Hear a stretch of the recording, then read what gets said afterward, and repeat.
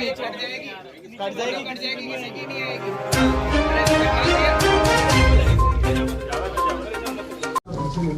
जैसा आप सबको विदित है कि दिनांक 20 तारीख को रात को 9 बजे के आसपास 9:15 के बीच में पेट्रोल पंप पे दो लोगों ने बाइक बॉन्ड जो थे बाइक में आए थे, उनमें से एक आदमी ने उतर के 4-5 राउंड वहाँ पे फायर किए और दहशत फैलाने की कोशिश की।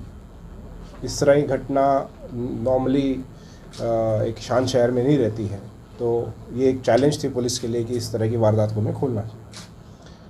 तो हम सभी लोग उस समय मौके पे पहुँचे और वहाँ से हमने अपनी जो साइबर टीम्स हैं, एफएसएल टीम है और एमओबी टीम है, जो भी हमारे स्पेशल स्पॉट्स हैं, उन सबको वहाँ बुलवाया था और उनके थ्रू हमने वहाँ पे जो भी साक्ष्य हमें मौजूद थे वहाँ पे उनको इकट्ठा करना शुरू किया। ब्लड अगर कहीं पे था, कहीं वेपन्स के जो आर्म्स की रिकवरी थी, तो इनिशियल जो हमारे को क्लूज़ मिले थे उसमें ये सामने आया है कि दो बाइक बॉन्ड बदमाश आए हैं और एक पर्टिकुलर जगह रुक के उन्होंने फायरिंग किया और उसके बाद उन्होंने मूवमेंट स्टार्ट की।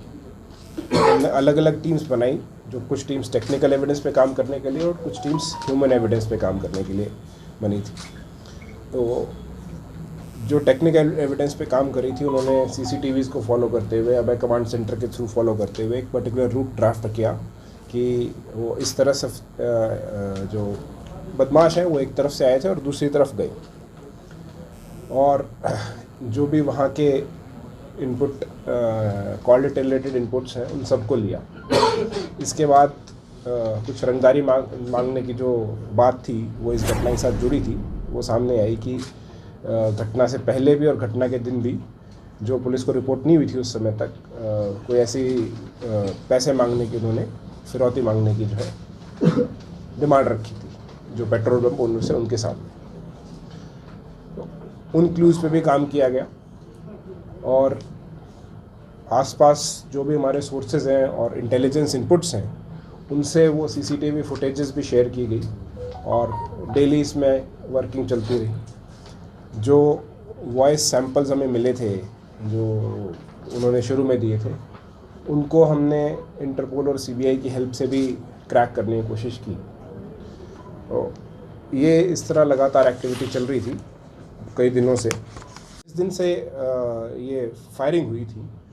फ्रॉम दैट नाइट ऑनवर्ड्स, उसी नाइट से ही हमने उनको उनके घर पे और उनके पेट्रोल पंप पे रेगुलर सिक्योरिटी प्रोवाइड कर रखी है। एंड सिंस अभी ये केस ओपन हो गया है और कोई ऐसी बात नहीं है, तो सिक्योरिटी को हम ग्रेजुअली विड्रॉ भी करेंगे। बट सिंस दैट डे हम लोगों ने उनको गार्ड्स दे रखी और उनके पेट्रोल पंप पे भी सिक्योरिटी हमारी 24/7 रहती है। घर पे भी 24/7 उनको सिक्योरिटी मिली हुई थी। भूपेंद्र की चर्चाएं चल रही थी अभी सर वो चर्चा स्पेकुलेशन है। जो ठोस चीज़ है वो भी भूपेंद्र तक ही है। जो टीम लीडर से आपके सामने खड़े हैं, इसके अलावा अराउंड 50 से 55 के लोग जो है बीच में इसमें लगे हुए थे हमारे, जो अलग अलग चीज़ों पे काम कर रहे थे। कोई संदिग्धों से पूछताछ का काम कर रहा था, कोई आदमी रोड के सीसीटीवीज़ कैमरे चेक करने का काम कर रहा था।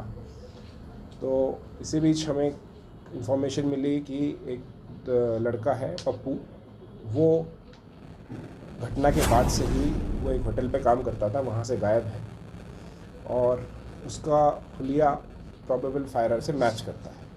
हमने इस पे काम करना शुरू किया। पिछले 4-5 दिन से हम लोग इसी चीज़ पे काम कर रहे थे और जो टेक्निकल इनपुट्स हमें वहाँ से मिले और जो क्लूज़ हमने उस पर्टिकुलर आदमी पप्पू के बारे में प्राप्त किए, उसके बाद से हमें काफ़ी क्लियर होने लग गया था कि इसमें एक आदमी इन्वॉल्व है, तो वो पप्पू है। उसके साथ जो फायरिंग करने वाला आदमी था उसको आइडेंटिफाई करने की फिर बाद में कोशिश की गई, क्योंकि ये लोग घटना के बाद से सतर्क हो गए थे। इन्होंने कोई भी ऐसे इम्प्रिंट्स नहीं छोड़े थे, तो इनको ट्रैक करना एक चैलेंज था। इसलिए हमारी कई टीम्स लगातार मूवमेंट कर रही थी। कभी पहले गुजरात गई, वहाँ से बैंगलोर जाने के समाचार उनको प्राप्त हुए, बैंगलोर से उनके हैदराबाद जाने के समाचार प्राप्त हुए, तो वहाँ भी टीम्स हमने भेजी और फाइनली हमारी दूसरी टीम ने इन लोगों को उज्जैन के पास से दस्तयाब किया है। और दूसरा फायरर जो जिस आदमी ने फायरिंग की थी वो मोनू, उस लड़के को भी साथ साथ हमने डिटेन किया है और उनको पकड़ा है। आ रहा है वो एक भूपेंद्र करके एक्यूज है जो भी जेल में बंद है, उसके बारे में बताया जा रहा है, जिसके बारे में इन्वेस्टिगेशन कर रहे हैं। हालांकि 3-4 दिन से इन क्लूज़ पे हम काम कर रहे थे लगातार, और ये नाम भी हमारे सामने थे। और इनको पकड़ने के बाद ये चीज़ सामने आई है कि मोनू का कोई पेट्रोल पंप पे किसी बात को लेके कोई विवाद था, जिसके लेके वो रेकी कर रहा था पिछले कुछ दिनों से, और इन्होंने ये नंबर उपलब्ध करवाए भूपेंद्र को, और उसके बाद इस तरह की घटना को अंजाम दिया गया। मेनली उसे एक पर्टिकुलर रंजिश की वजह से, छोटी सी कोई पेट्रोल भरवाने के विवाद की वजह से, और इनके द्वारा रेकी करके और डेवलप करके इस तरह से घटना करने का सामने आया है। जो भी नाम आ रहा है भूपेंद्र, अभी उससे आगे इन्वेस्टिगेशन होगा। उसकी इन्वेस्टिगेशन में आगे अगर कोई चीज़ रिवील होगी तो वो उसके बाद डेवलप की जाएगी। सर जो सोच कहाँ से कर रही है? देखिए, अभी इसके बारे में कहना जल्दबाजी है, बिकॉज जब तक हम उस आदमी को लाके इंटरोगेट नहीं करेंगे तब तक इस चीज़ उस पोस्ट की कि वो पोस्ट भी सही डली है कि नहीं डली है, या चूँकि पुलिस इस घटनाक्रम में प्रोसीड कर चुकी थी तो उसको देखते हुए पोस्ट डाली गई है, तो उन चीज़ों पे काम होगा। क्योंकि पिछले 4-5 दिन से हम इन लोगों के पीछे घूम रहे थे, और फाइनली हमें उज्जैन में जाके मिले हैं। हमारी टीम 2 दिन से गुजरात में, अहमदाबाद में कैंप कर रही थी इनके पीछे, और उसके बाद हैदराबाद में इनकी लोकेशन हुई थी तो टीम हैदराबाद भी पहुंची थी। तो प्रोबेबल उन चीज़ों को भी हमें देखना होगा कि ये पुलिस की एक्टिविटी होने के बाद ये चीज़ें सामने आई। मंशा क्या है सर इसके पीछे? केवल विरोधी मांगना है कि मंशा है? देखिए, ये स्पेकुलेशन है। राजस्थान में कैप्चर करना या नहीं करना वो एक दैट इज़ नॉट समथिंग जो बहुत इजी चीज़ है या करना वो।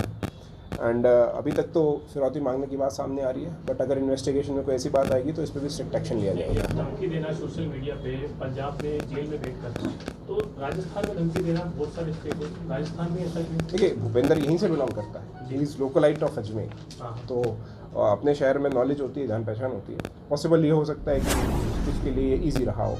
ये लोग उससे कनेक्टेड हैं, उसके गांव के पास के ही, तो नॉलेज में आप आपस में ये काफ़ी टाइम से हैं, तो वो एक रीज़न हो सकता है कि उन्होंने अजमेर को टारगेट किया। मोनू और सोनू कोई मोनू और पप्सा इसके कोई बरामद हुआ हथियार वगैरह कुछ? ये इन्वेस्टिगेशन का काम है। डेफिनेटली हथियार की, बाइक की बरामदगी भी आगे की जाएगी। इसके लिए हम इनका पुलिस कस्टडी प्राप्त करेंगे और उसके बाद हम इनसे पूछताछ करेंगे उसके बारे में। इन दोनों का रिकॉर्ड क्या है? तो इसका तो एक ही मुकदमा है, और नरेंद्र के, इसके मोनू, नरेंद्र उर्फ मोनू के 3 मुकदमे हैं इससे पहले। इसी ऐसे ही मामले हैं? नहीं, वो एक्सीडेंट के मामले, ऐसा कोई मामला ये पहला ही मामला है इनका। भूपेंद्र के द्वारा पहले भी भी इस तरह की, तो यही मेरा कहना। देखिए, मेरे कहने उस पर मैं उसी पे आता हूँ आपकी बात पे। इस तरह की एक्टिविटी कई बार किसी के द्वारा मशहूर होने के लिए भी की जा सकती है, तो ये अब आपकी और हमारी जिम्मेवारी है कि हम उसे वो पब्लिसिटी ना दें। तो दहशत के हिसाब से ही कर रहा है ये काम यार? देखिए, जो क्राइम करेगा हम उसको डिटेक्ट करने के लिए पूरी कोशिश करेंगे, और कुछ लोग उसे एक नाम के तौर पे भी प्रेजेंट करने की कोशिश कर सकते हैं, चाहे उसमें सत्यता हो चाहे नहीं हो। ये भी कहा जा रहा है कि पंजाब उससे अजमेर या राजस्थान आना चाह रहा है जेल में, या जहाँ से वो संचालित कर सके अपना काम, तो ऐसी कोई मंशा नहीं इस मामले में?